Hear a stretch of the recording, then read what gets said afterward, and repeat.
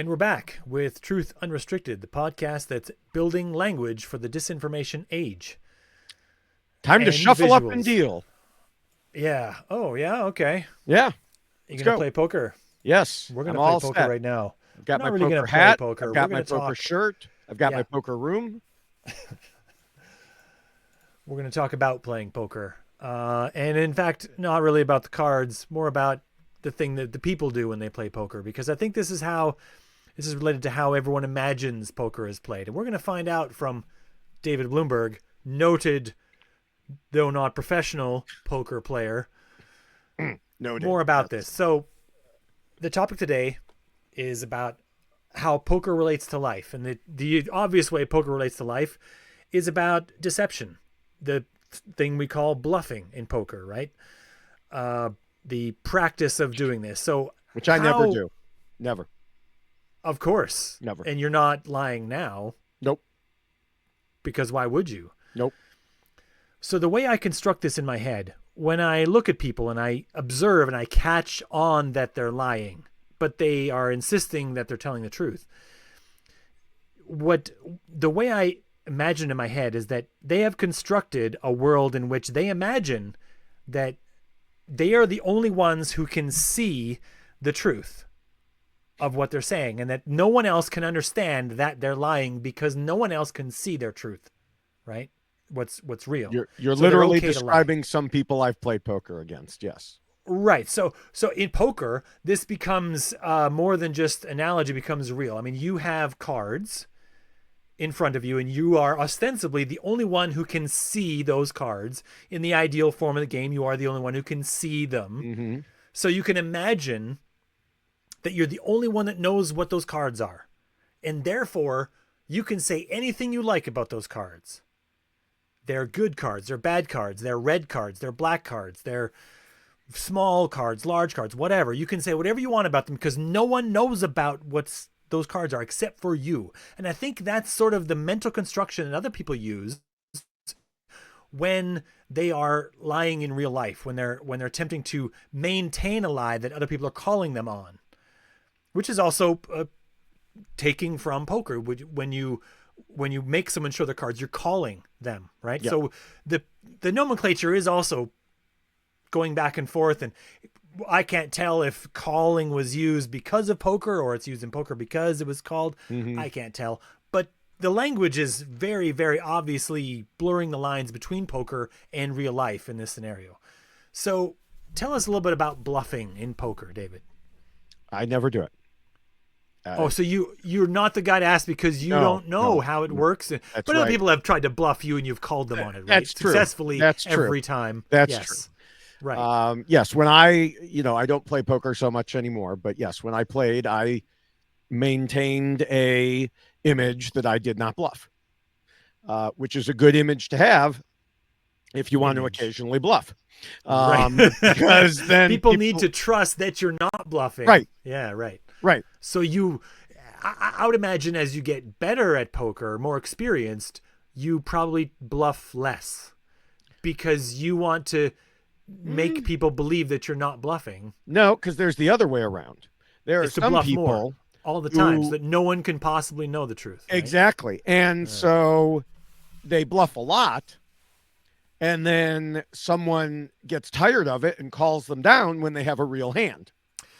Right. So and this leads to kind of to real life in that we have situations where people will almost never lie, and then the one time they do, everyone believes it because that person never lies, right? They've demonstrated a pattern of behavior and then gone against that pattern of behavior, and people are confused by that. And then the other side, which is that someone just, blurs the lines between truth and reality all the time so that you can never know what they're really doing.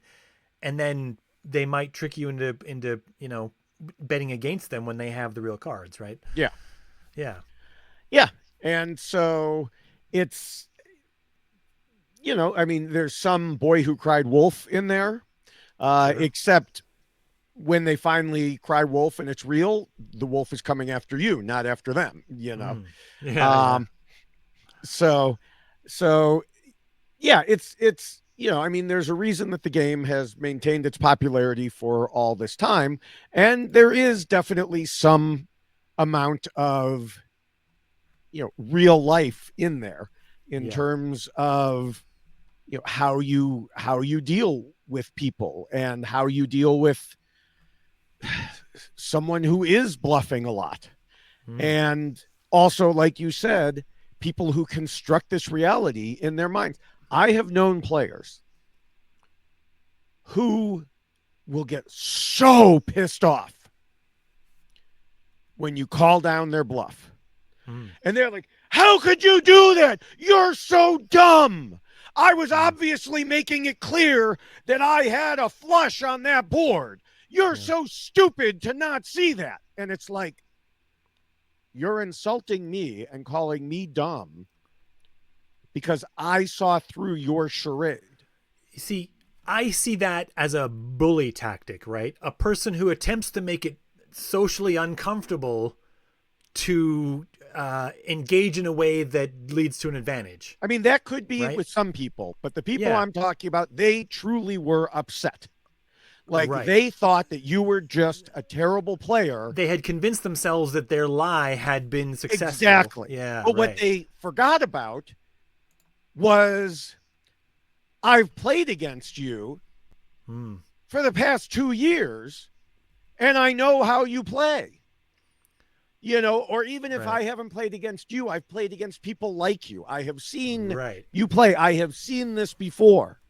And just because you are trying to paint this picture doesn't mean I'm going to accept it. And so, yes, you can convince yourself that your lie has been believed and get mad when someone doesn't. Mm-hmm. Yeah, I mean, I picture this as in my head the simple, like the first, not even really simple, but the first layer, if you will, of the model that you make in your mind of this. I have hair flying around the room because of all the cats that I've so flagrantly been showing on camera. Weeks ago, the last time. I still haven't vacuumed my room.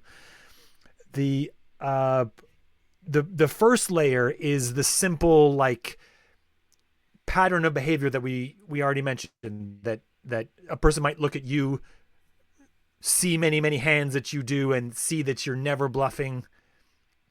But then the next layer, and then convince themselves that you're not new time because you never did bluff on the last 20 times. And then the next layer is a different pattern of behavior that's more about what they're doing when they bluff and trying to catch onto that pattern, right? Or when it's the reverse, when a person's always bluffing, what they're doing when they're not bluffing, to try to catch that extra layer, right? So that probably factors into your play, and you probably something you didn't catch on right away, but it did eventually, I imagine, if you're in any way successful in poker, right?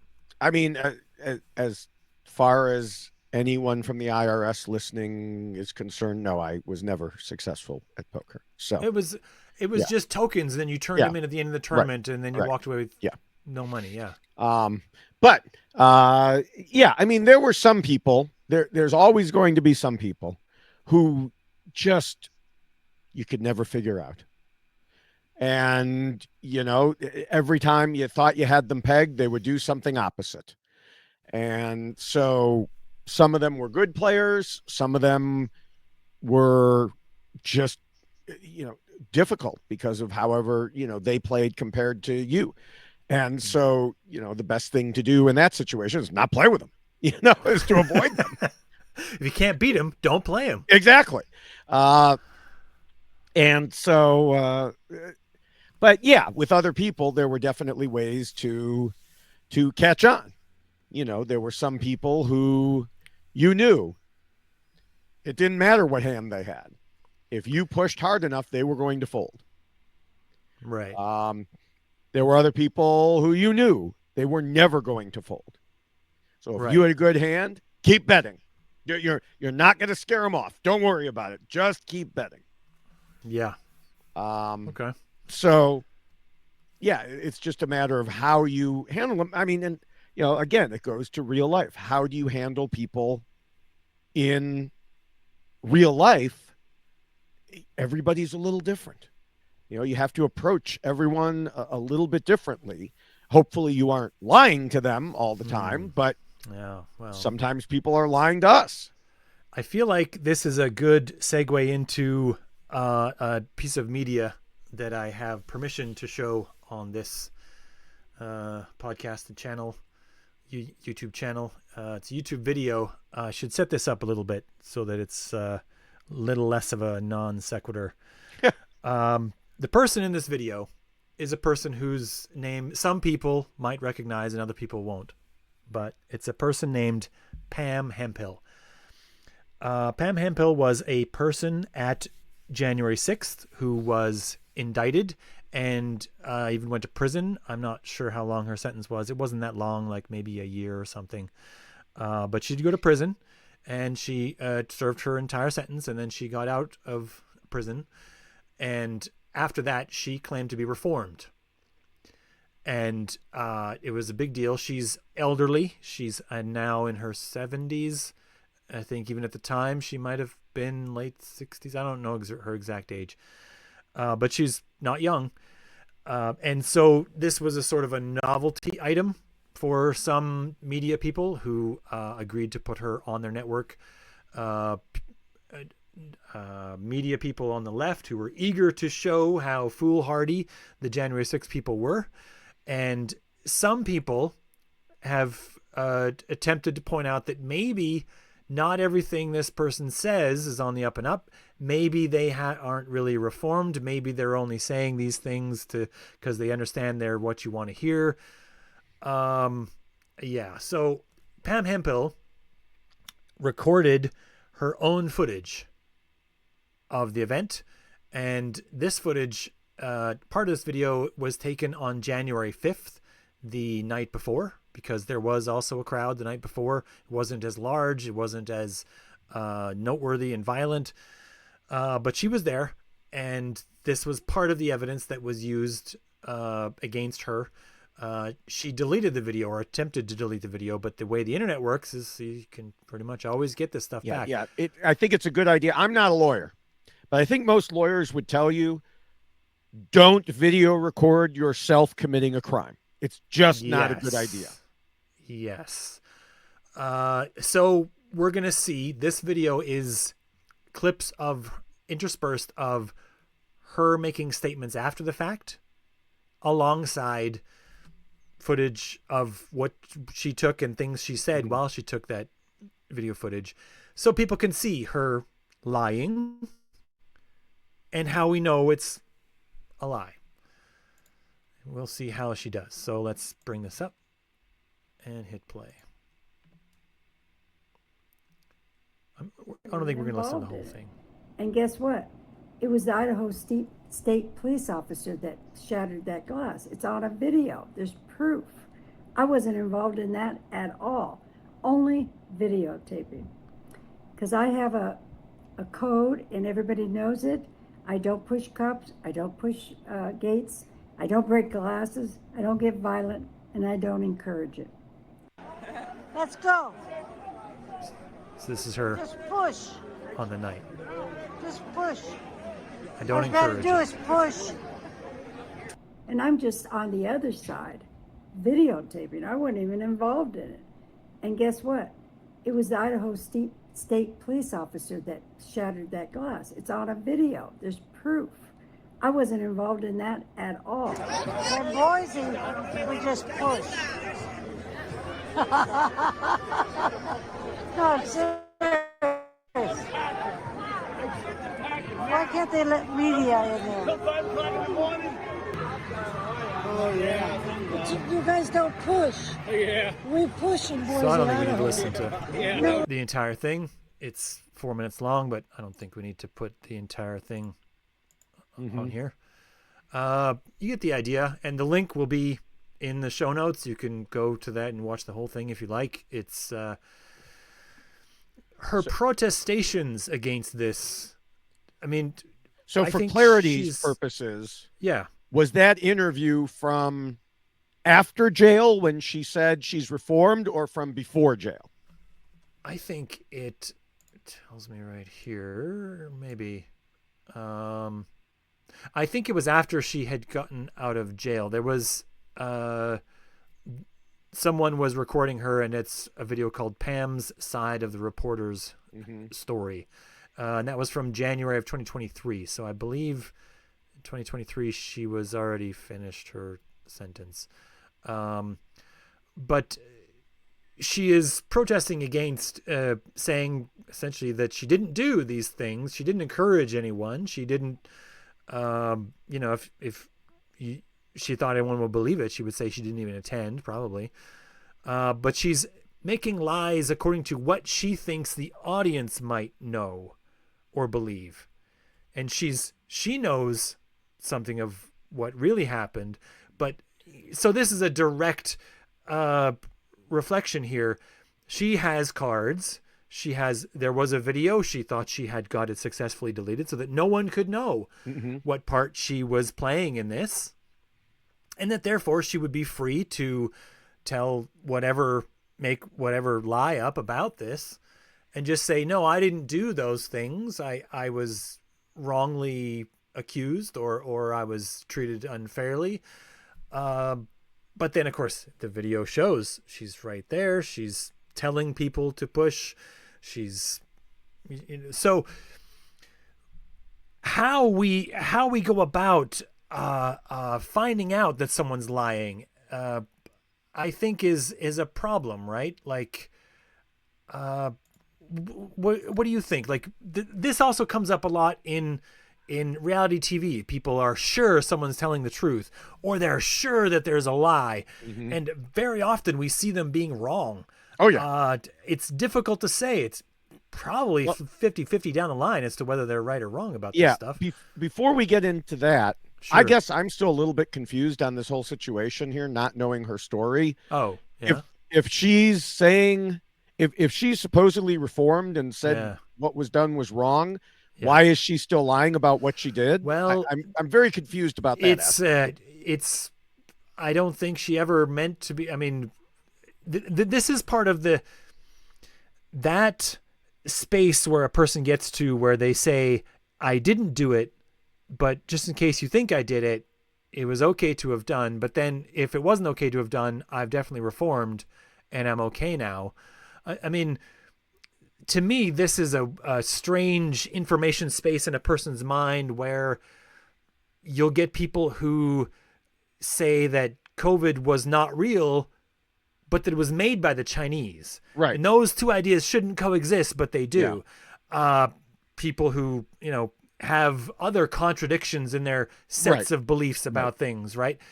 This is a contradiction. It definitely is. It's not a coherent story. It's not a coherent collection of beliefs, but I think sometimes she imagines she's telling a different story to a different audience. Other podcasts have gone into greater detail on Pam Hemphill, but she's a person that some people have believed and have gotten behind, and therefore has become a divisive figure among people who are opposed to January 6th. What is she doing? Well, because they're supportive of her having been reformed. They're happy that this person. Okay, what's she doing with that? Well, she's trying to get attention. She's trying to get. Is she speaking out against Trump now, or is she? Not very loudly. I think. I guess I just don't understand the point. Yeah, that's what I'm missing here. What her point is, or what my point is in bringing her up? No, the point of people who would, like you said, get behind her. Like, who cares? She's some woman who got convicted and right. But some people want to push their own political agenda, right? They want to push back against the idea that January 6th could happen again. They want to push back against the people who did January 6th. I mean, some of those people have noble goals, and some of them also don't have noble goals and are just grifters. I mean, there's all kinds of manner of people on all sides of the spectrum here, but some of them attempt to use her as a token, saying, oh, look at this elderly woman taken advantage of by unreality, who came to believe all these things about Trump and is now definitely 100% reformed, is on our side now. She's going to push back against Trump. they're going to blare that as loud as possible. I mean, Pam Hempel has been on CNN. And that's a thing that a lot of people note. We should trust her because she's been on CNN. That's not a reason to trust a person. No. That's just a reason to think that Yeah. CNN hasn't done their homework, which in many cases they haven't actually. Right.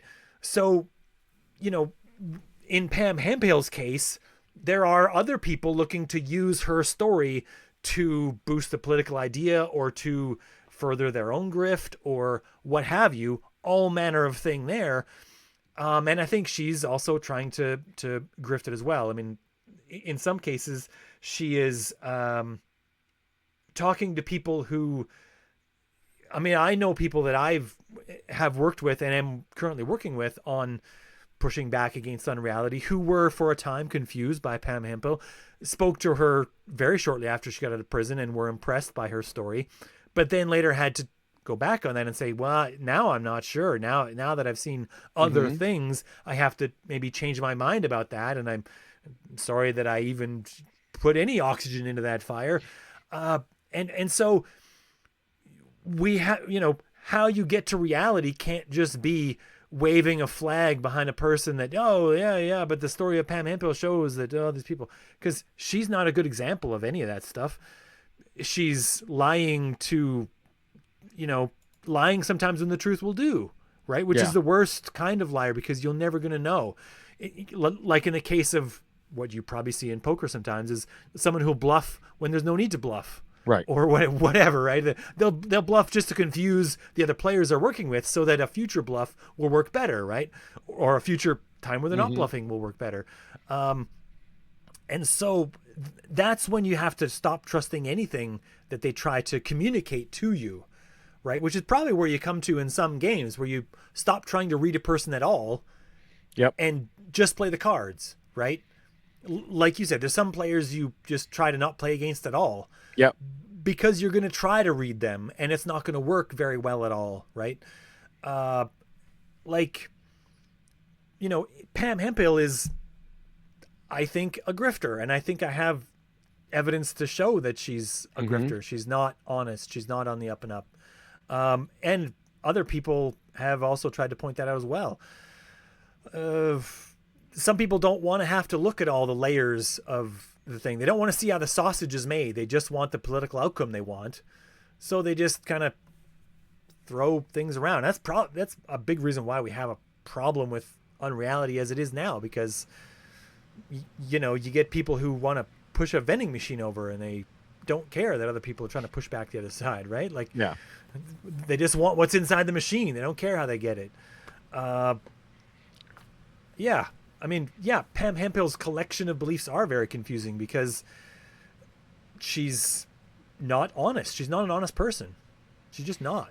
But if all you saw was just her single video here, her single protestation against the overreaches of a enthusiastic state that wants to, punish people who were tangentially related but maybe not even doing anything at January 6th, you might believe her.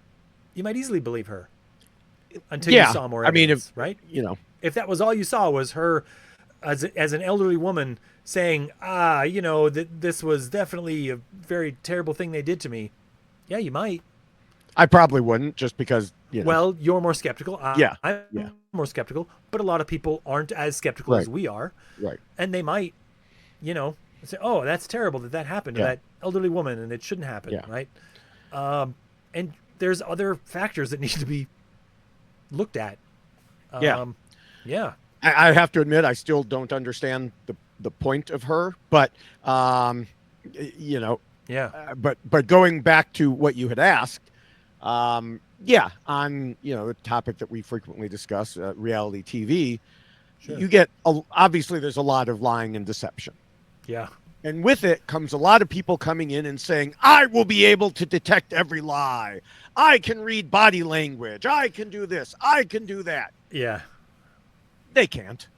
I mean, even the most, good editors of those shows immediately show that juxtaposed immediately with them not being able to detect a lie. Yeah. Every time. I mean, even the so-called FBI body language experts, I read some of their stuff and I'm like, yeah, I don't know about that. Yeah. I think it's possible in some cases. Yes. There was just a season of Mr. Beast had a TV show on Amazon Prime called Beast Games. And at the end, it came down to two players. Spoiler alert here, people. Two players who coincidentally started out standing right next to each other when the game started with 1,000 people.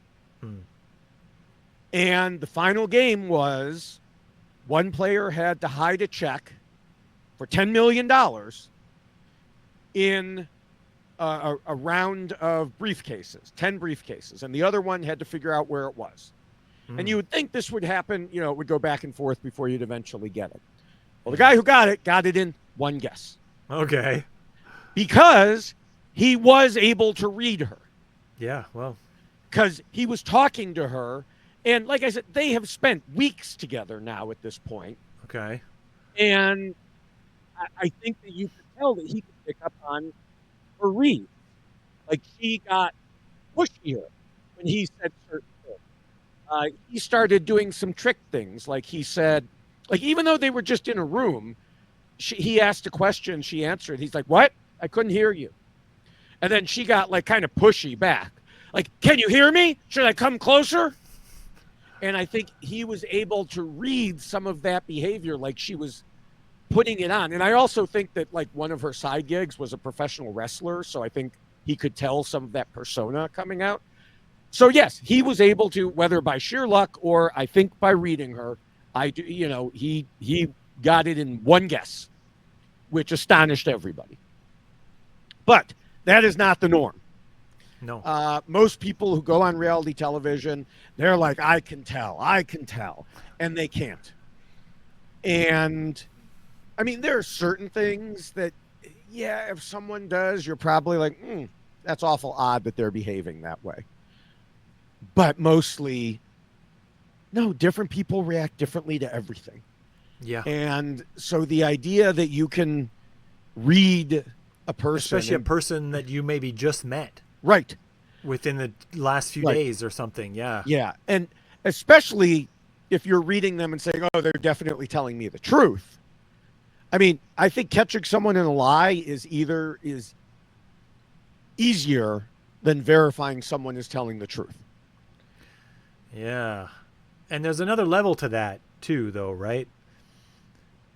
It's there's an ability to, I mean, supposedly, fictitiously, maybe somewhere in our intuitive minds, there's some mechanisms that are meant to try to find lies, and there undoubtedly is a mechanism. How good it is the real question. Also, how you translate that to the conscious part of your mind is in neuroscience is still trying to figure out. But so there's how well you lie, and then how well you detect a lie. Mm-hmm. And then I need a third hand because I need to represent how well you hide whether or not you've detected a lie. Because as you're lying, you're trying to read another person to see how well they have, whether or not they have seen through your lie. And so the ability to see through a lie without giving away that you've just seen through their lie is another sort of skill that's in this space. You know what I mean? Like in reality TV and in poker, you would get a direct ability to have an advantage on that. If you caught someone lying to you, but you were able to not let them know that you're lying to them, you can gain an advantage in that maybe you can figure out when they're lying such a way that they don't know that you know. Right. You know, how much of that goes into poker and bluffing and how that fits together? I mean, poker is pretty easy. I don't believe you, I call or I raise. I mean, it's right. Now, it's still a determination of if I call you, does it mean I have seen through your lie or I'm just being stubborn? Like, are you going to try on the next card? Are you going to try to bluff me again? Some bluffs take 2 or 3 rounds to get through. Yeah. If I raise you, I could believe that you are bluffing and therefore be bluffing you back. Yeah. I still might have crap cards, but I believe you have crap cards. And your crap cards may be better than mine, but I'm still going to bluff back at you because you don't know what I have. My bluff might be better, and Right. you don't know what I have. Right. I have knowledge that you don't have. Yeah. And so it's, it's fairly, well, I say it's fairly obvious, but then I brought up all those other things. At the end of the hand, it's pretty obvious. You know one way or the other at the end of the hand. So if you bet and one person folds, the other person who won the hand, are they under an obligation to show what they no? Nope. So in order to know for sure whether they're bluffing, you would have to stay to the end of the hand, or be playing on a television table where it's shown. Yeah. Yeah, but the player, like when we watch it on TV, we see their hands because there's a little camera down there, but the players don't get to see their Sorry, cards, I meant the live television camera. Like there are some games that are telecast live, or usually like 20 to 30 minutes behind. Oh yeah, okay, and then you could find out, and then you can like have friends shortly watching after the telecast and be like, "Hey, remember 20 minutes ago when you folded? He was bluffing." Yeah, right. But then you go into the whole cycle of things of the player you're playing against knows that you just saw that hand. Yeah. I know that you know that I know that you know that right, I know exactly that you were bluffing. Yeah.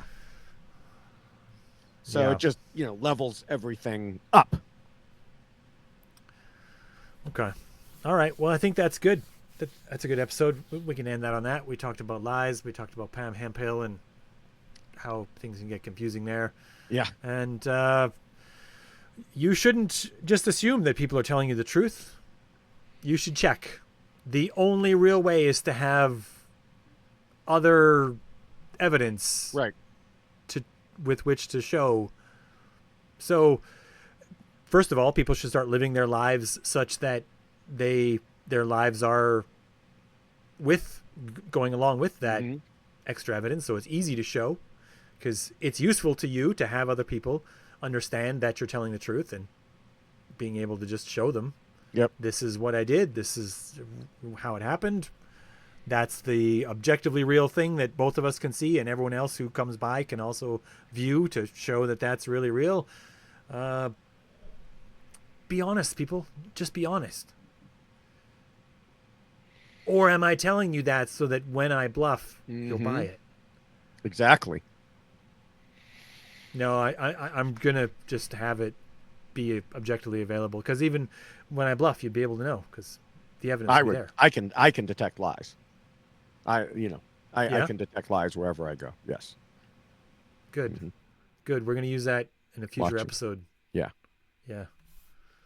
Okay. Well, with that, we'll sign off. If anyone has any questions, comments, complaints, concerns about this podcast, you can send that email to truthunrestricted@gmail.com. And where can people find you, David?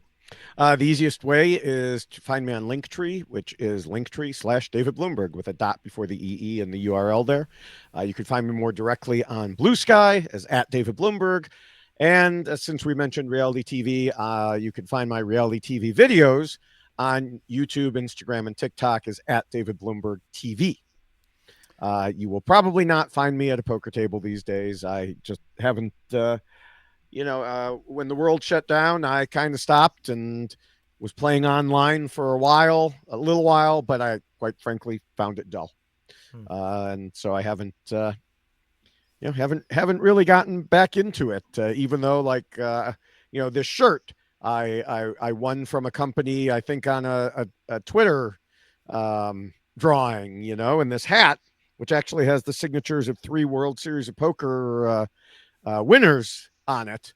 I won from a poker podcast drawing. So I've got this poker gear, and I just haven't been playing lately.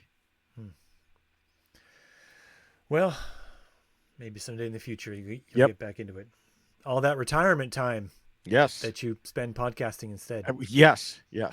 commenting on poker rather than playing it. Yeah.